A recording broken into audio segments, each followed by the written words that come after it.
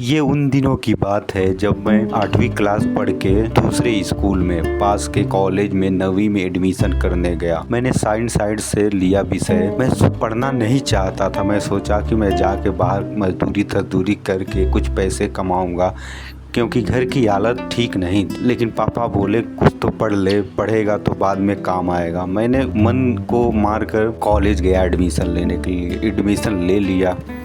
दूसरे दिन जब मैं कॉलेज गया, मैथ की टीचर जब इंटर हुई मेरे रूम में, क्लासरूम में, तो मैं देखता ही रह गया। मैंने पहले सोचा कोई लड़की है जो कॉलेज में पढ़ती है, वो लड़की होगी। लेकिन जब उन्हें ब्लैक बोर्ड पे पढ़ाना शुरू किया तब मुझे पता चला ये तो रेशमा मैडम है। मैं रेशमा मैडम को देखता ही रह गया। इतनी खूबसूरत काली काली आंखें, बोलने का अंदाज। चलो ये बात तो हर लड़कियों में रहती, लेकिन रेशमा में जो बात थी वो बिल्कुल अलग थी। रेशमा शर्मीली टाइप की थी, न ज़्यादा मुस्कुराती थी न ज़्यादा बोलती थी, बस खामोश रहती थी। उनका नेचर से जुड़ाव बहुत बेहतर था। मैंने सोचा जैसे कि मैंने क्या पा गया। ना कभी देखा था उनको इससे पहले, लेकिन उस दिन देखकर मुझे ऐसा लगा कि मैंने क्या पा लिया। अब घर आके खाली रेशमा के बारे में सोचने लगा।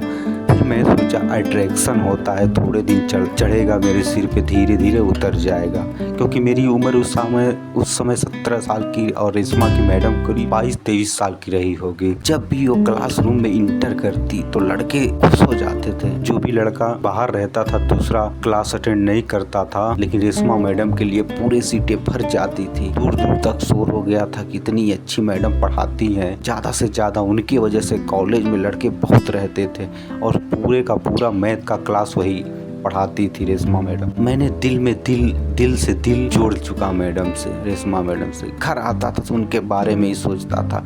मैथ के बारे में बहुत पढ़ता था। मैं सोचता था अगर ज़्यादा अच्छे से पढ़ूंगा तो रेशमा मैडम मुझे लाइक करेंगी, लेकिन वो भाव देती ही नहीं थी, किसी को भाव नहीं देती थी। यहाँ तक कि जो वहाँ के टीचर थे स्कूल के, वो भी रेशमा मैडम के पीछे पागल। मैं तो मैथ का दीवाना हो गया था। मैं जितनी अच्छी से पढ़ाती थी, ब्लैक बोर्ड से नज़र हटती नहीं थी, और हटे भी कैसे की, क्योंकि ब्लैक बोर्ड के सामने जब रेशमा मैडम पढ़ाती थी तो उन ब्लैक बोर्ड से ज़्यादा नजरे लड़कों का उनके बदन पे रहता था, क्योंकि उनकी बदन जो थी सुडैल बदन थी। आप लोगों को बता नहीं सकता, सिर्फ आप लोग महसूस कर सकते हैं।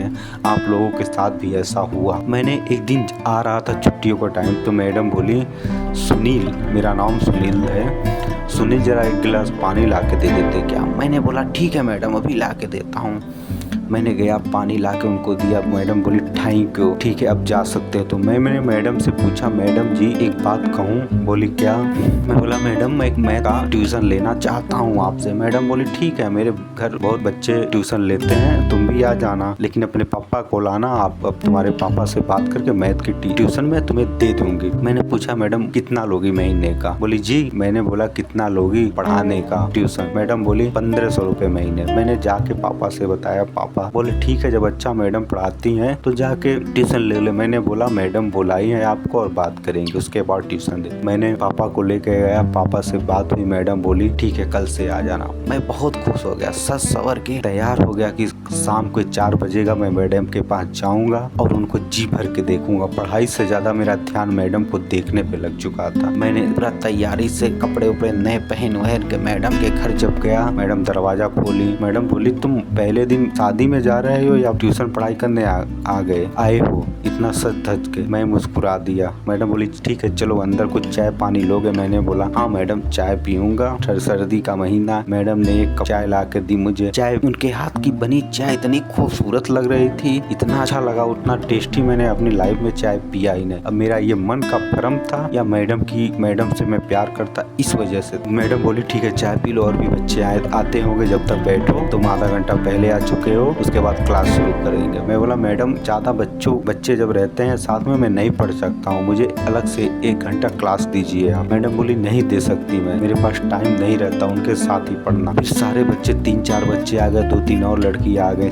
लड़कियां तो मैडम को नहीं उतना लाइक करती थी, लेकिन लड़के जितने भी थे मैडम को भूखे शेर की नजरों से देखते थे। जब सब बच्चे चले जाते थे तो मैं बोलता था मैडम मुझे आधा घंटा क्लास और दे दो। मैडम बोली ठीक है दे दूंगा, लेकिन एक्स्ट्रा चार्ज लगेगा, लेकिन मैं बैठ के नहीं पढ़ाऊंगी, तुम्हें दे दूंगी क्वेश्चन आंसर जो भी रहेगा तुम उसको हल सॉल्व करते रहना, मैं अपना घर का भी काम कर लूंगा। मैं बोला ठीक है मैडम कोई बात नहीं। जब तक बच्चे रहते उसके बाद आधा घंटा जो था उसमें मेरी ख्वाहिश मैडम आती थी, मुझे पढ़ाती थी। फिर एक दिन मैं बोला मैडम अगर कुछ काम रहा करे तो बोल दीजिए। उन्हें मैडम बोली क्या तुम्हारे घर पे काम नहीं रहा तो तुम्हारे पापा गुस्सा होंगे, बोलेंगे 1 घंटे का क्लास 2 घंटे बाद 3 घंटे बाद क्यों आता है, क्या करता हूँ आप। मैं बोला कोई बात नहीं मैडम, मैं पापा को बोल दूंगा कि मैडम मुझे एक्स्ट्रा क्लास देती हैं। मैडम मान गए। मैं इतना दीवाना हो चुका था मैडम के प्यार में कि आप लोगों को बता नहीं सकता। अब उम्र ही ऐसी चीज होती 17-18 साल, और वो जो ऐसे भी रेशमा मैडम के जैसे हसीन लड़कियों को देखकर कोई भी लड़का पागल हो सकता था। जब वो मुस्कुराती थी और पलके झुका के तो ऐश्वर्या राय उनके सामने फीकी लगती। ये हमारी कहानी थी। इसके बाद हमारा लव स्टार्ट हुआ मैडम से, वो कैसे कैसे हुआ। अगर जो आप लोग चाहते हैं तो मैं इसका दूसरा पार्ट बनाऊंगा। अगर जो कमेंट में आप बता दीजिए इसका दूसरे भाग का तो मैं जरूर बना कर आपको दूंगा। धन्यवाद दोस्तों।